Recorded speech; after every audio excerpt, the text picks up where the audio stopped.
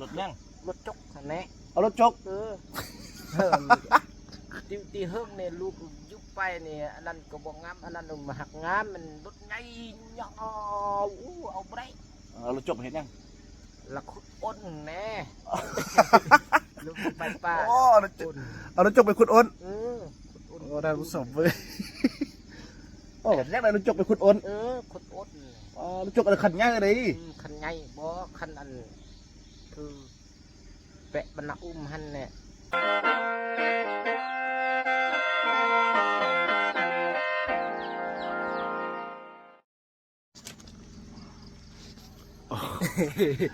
สบายดีคำน้อยเป็นพักผ่อนเหรอพักผ่อนเมื่อยเฮ็ดแต่เช้าแทนมื้อเช้าเนี่ยเฮ็ดแต่เช้าตื่นแต่เช้าเนี่ยยังฝ่ามาทางสิเอาโทรศัพท์ถ้าให้มันแล้วให้มันเป็นอย่างเห็นคนตึกนี่บ่เห็นคนก็ไม่เห็นนี่คือแปลเลยเห็นคนเนาะเห็นคนโอ้สบายแทนพวกเช้าได้ไหมสบายดีนบซ้ำมือดูสบายดีเอาเราเบิ่งสบายดีท่านผู้ชมพ่อแม่พี่น้องทุกท่านเนาะวันนี้พบกับคำน้อยรอได้คำน้อยเห็นว่าเติ้งโตเจ้าสู่แต่มาทางงาน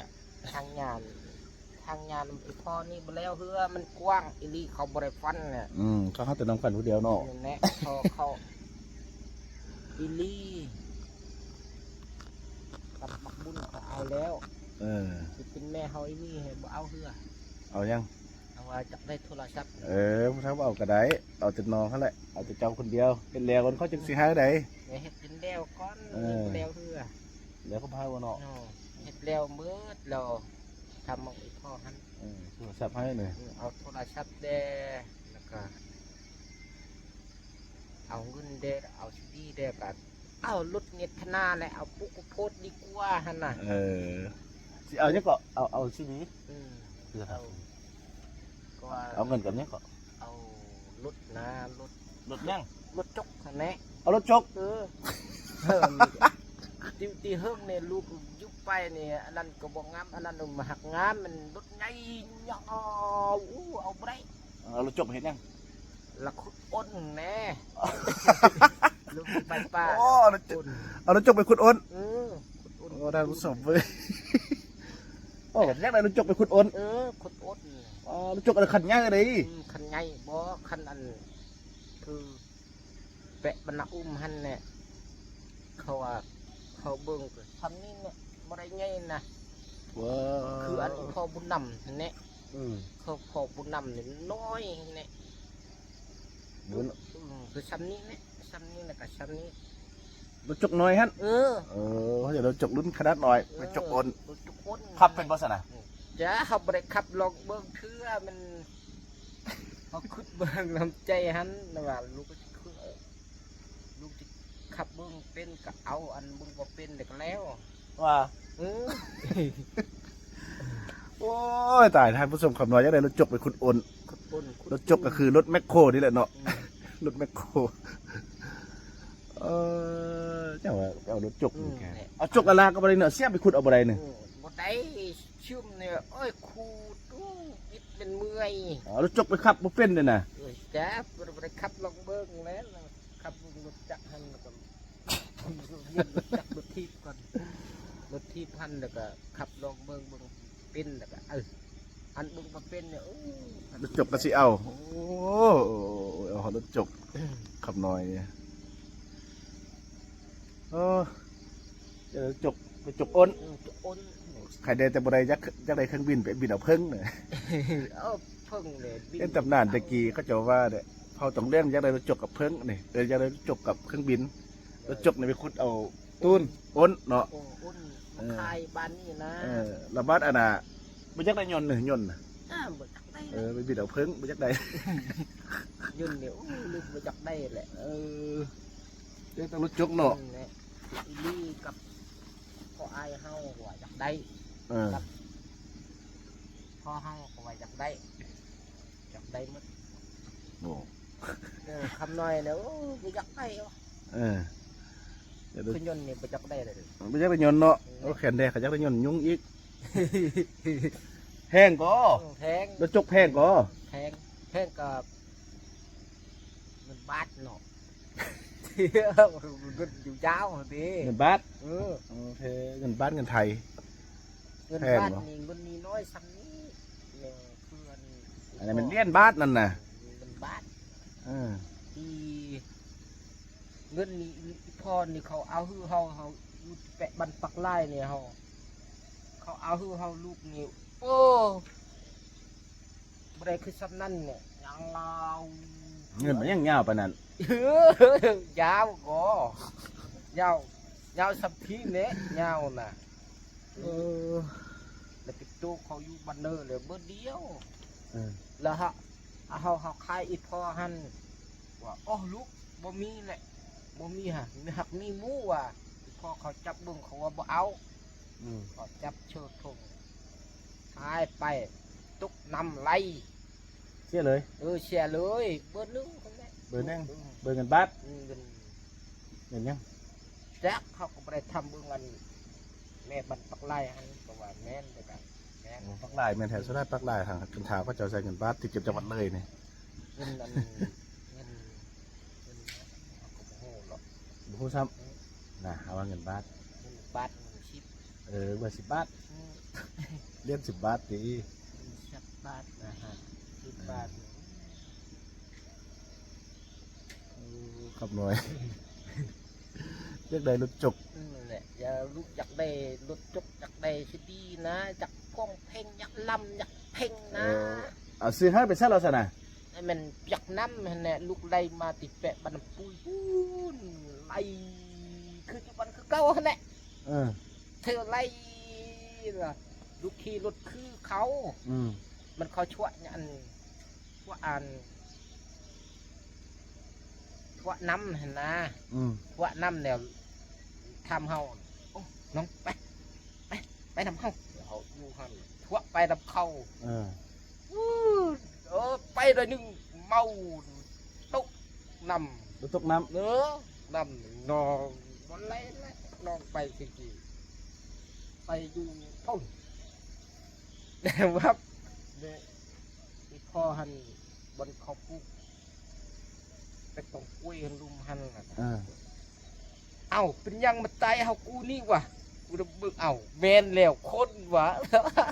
คำวุฒิแต่ทำว่า เราซีดีกติเอาไปน้ ลูกพายทางนี้ มันช็อตไหมช็อตนี่ช็อต ำสัตว์ละไม้หมดเลย ช็อตนี่มันแล้วเขาเป็นพวกไอ้เนี่ยเขาแกะออกมันเขาแกะเอาเขาบึกเอ้าช็อตนี่ช็อตเบิดแท้เอาว่าบ่ดังสับ ว่าดังเลย บ่ดังตายแล้ว โอ้ตายคำน้อยอ่ะ ได้เนี่ยตาทิ้มปะเอาเลยยันมือเอา โอ้บักซ่าดีๆเด้ เขารับแปะน้ำมันรับขึ้นทึ่งแห่บ่เป็นหยัง หลับแปะน้ำไปรับแคบน้ำพุ่น แปะน้ำแปะห้วย ไปรับไปยังแคบน้ำพุ่นซะนะ แปะน้ำมืดมันตกแดดเดี๋ยวมันบ่ฮู้นะมันมืดทาเบิ้งมันบ่เห็นตาเรานอนอยู่หันหรอก เมาแล้วหนึ่ง เมาเหล้าคนนี้เราขึ้นอยู่นี่เขาพายนี้เขาเปิดเขาบ่เปิดแห้งแหละคอยมอยเขาใส่นี่แล้วเขาพายนี่แล้วก็เขารับลืมเนี่ยโอ้ยวีรกรรมคำน้อย คุกเขาเอ้าโอ้แม่นแล้วรถเครื่องมาฮอดแล้วโอ้ยไปว่าลุกไปน้องไปหน่อยหนึ่งเมาเหล้าตกอยู่หันกิ้งตกไหลแปะคุยคองไงเห็นนะบนเนื้อหันนะแปะปันปุยในตาในไปเจออีพ่อหันเนี่ยนี่ปัดออกแล้วเนี่ย อันนั้นก็บอกอันนั้นมันตึ๊บถ้าให้มันเน่ามืดกันค่อยมาตัดเอา เอ้าตัดโอ้บ่ตัดมันก็ชีได้ตัดก่อนจะมันจึงเน่าโอ้บ่ตัดมันก็เคี่ยวสิตลอดเลย เชือกตัวรถ ตัดรถไปตัดโอ้ยุ่งได้เช่นเนี่ยทุยุ่งให้ผู้ชมยุ่ง ยุ่งแหละพอมันยุ่งบ่ได้แหละ ขับหน่อยจะได้รถจุก รถจุกในทนาก่อนทนาปลูกกบพูดปลูกมันตุนในร้ายก่อนก็ยังค่อยเอาอันนี้เอาเสื้อนั่นก็เนาะนี่เนี่ยเอาที่โทรศัพท์ก็เนาะช่างอันนี้เอาโทรศัพท์ดีกว่าโทรมาหาไอ้พ่อแล้วโอ้ยพ่อไปอยู่เสาพ่ออยู่เนี้ยไปหาดำพ่อฮะพ่อก็มีรถใหญ่เนี่ยถ้าบ่มีรถโจ๊กบ่มีรถจุกยุบเบิ้งมันรถใหญ่มัดแค่ว่าลูกย่างไปมันเมื่อยแล้วก็ลูกอยู่ได้บ่มีเงินจับอยู่ละพอเลยอยู่ละว่ะคือจอดอยู่นี่เนี่ยแต่จอดอยู่เนี้ย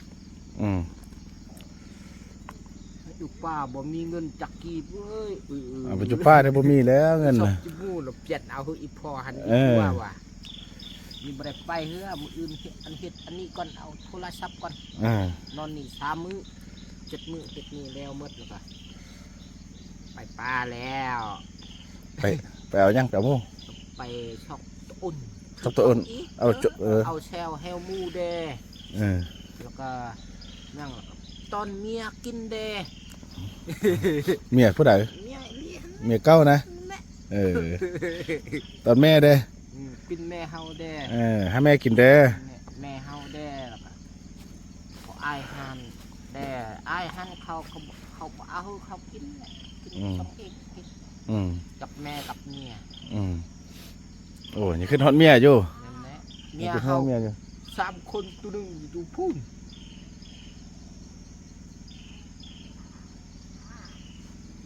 มายังว้าวยังอะไรพระต้องคำหน่อยดิโอ้ยจามโอ้ยต้องอยู่เอิญสภาบนห้องเล่าตีผาเนี่ยก็ไม่เท่าแพทย์เนี่ยยืมก้อนฟ้านี่แล้วก็เด้อทักอันนี้ทำแล้วก้อนว่าเอาสุพรรณเราท่า5 ผาเรา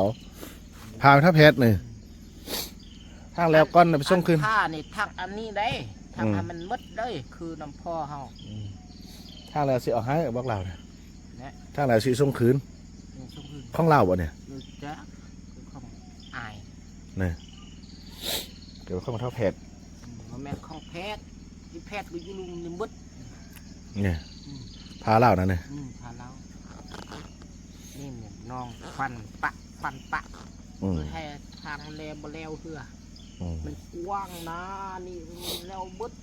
โอ้ยนี่ก็น้อยเดียวอย่างนี้น้อยเดียวเนี่ยอันนี้บแล้วเหือ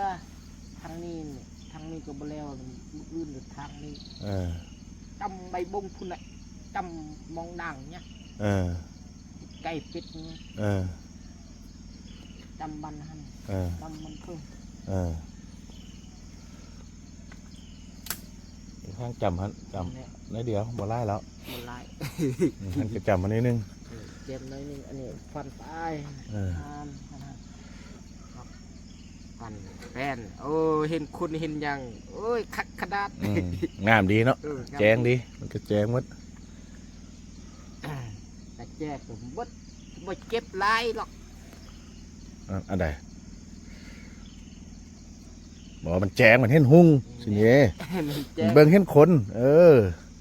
แจ้งแล้วกันให้เบิ่งเห็นคนดีเห็นคนอันนี้ก็บ่ตัดอันนี้ก็บ่ตัดหรอกคนไปคนมาแล้วบ่ฮู้ตัวไม้ตัวนี้ง่ายนะเนี่ยไม้กระบอกไม้ลมทับเงินเซาลี่วะเนี่ยนี่แหละเขาบอกอีลีนะเป็นงานไหนงานทับเลยเนาะนี่งานตัวนี้เนี่ยเปล่าเขาทอดน้ำนี่แหละทั้งคุณเขาพิดดุงดีขึ้นห่อปูด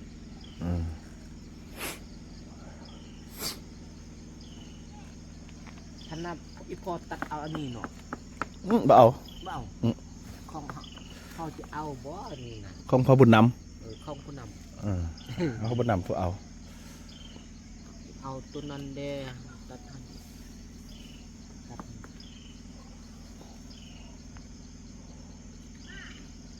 ไม่มีงามก็อันนี้เนี่ยไม่งามไม่ยาวหักโมเสสยังเนี่ยมีดอกอันนี้เด้อันนี้มันเนี่ยเจ้าเอิญยังนี่นะเนี่ยตัวนี้นะ เออ ของแข็งก็นี่นะ แล้วก็ ของแข็งก็ดีเลย ของแทง แม่นในอันนี้หังคุดมึงแม่แข้งเนี่ย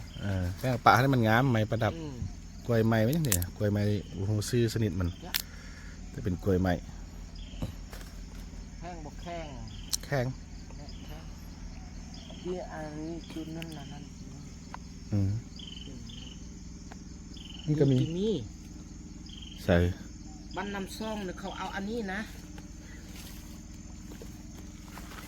นี่แหละ อันนี้กล้วยไม้ตัวนี้นี่ นี่ เนี่ยนี่สนิทนี่ไทยแมน อันนี้เลย อันนี้ก็แม่นกล้วยไม้ อันบ้านน้ำซ่องเขาก็เอาอันนี้ อันนั้นนี่ มืด อันนั้นนี่นี่ นี่แหละ นี่แม่นมืดอันนี้ไปดอกประดาตุบแต่งเฮือน กับอันนั้นแน่มันก็ นี่บ่มีติเนี่ยอันนี้เนี่ย หันกัดโอ้อันนี้วัดทางนองทาง บ่ได้ท่าเนี่ยท่าไปรถนั่นน่ะ ทางมืดหน่อย ทางมืดไปแล้วมันแปลนโอ้นี่น่ะทางลงเนี่ย อันนี้ก็วัดทางสับ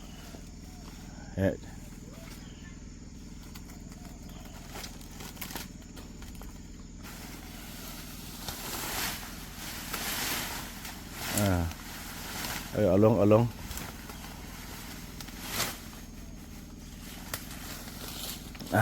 าทำผสมเนาะ วัดตัดเนาะ ฮะ อันนี้วัดตัด เครือตัดแต่ว่าต้นไม้บ่ตัด เอาเครื่องตัดลงเนาะ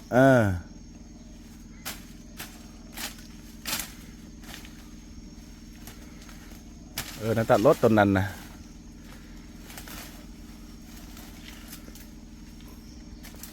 โอ้เนาะคลิปนี้เป็นคลิปที่ตลกได้คำหน่อยจากใดหอดรถจกจกเป็นก้นตูนโอ้เนี่ยอันเขื่อนมันก็ไล่เนี่ยนะนี่บ่มีแต่นางงามๆหมดต้นกาฟ้างน้ำตาลต้นไม้พวกนี้นี่โอ้นี่พวกอันนี้ก็งามเนี่ยนั่นบ่กล้วยไม้น่าจะเขาจะเอิ้นกล้วยไม้คือกันบ่แต่คนละชนิดเป็นประดับประดาเงินงามเลยเนี่ยตกแต่งส่วนเอาละครับสำหรับคลิปนี้กาจิลากันไปก่อนเนาะพบกันใหม่ในคลิปต่อไปคลิปนี้สบายดี